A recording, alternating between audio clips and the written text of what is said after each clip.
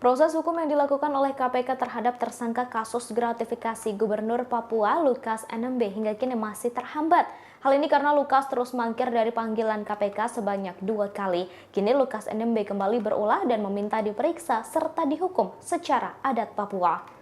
Hal itu disampaikan oleh salah satu kuasa hukum Lukas NMB, Aloysius Renwarin. Pihaknya meminta Lukas diperiksa di lapangan. Renwarin mengatakan permintaan tersebut diajukan oleh masyarakat adat Papua lantaran Lukas NMB telah ditetapkan sebagai kepala suku besar oleh Dewan Adat Papua yang terdiri dari 7 suku. Lukas ditetapkan sebagai kepala suku pada 8 Oktober 2022.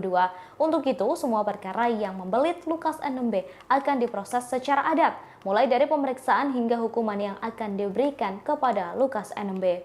Termasuk pemeriksaan KPK terhadap istri Lukas NMB, Yulce Wenda, dan sang anak Astrak Bonatimaromo NMB.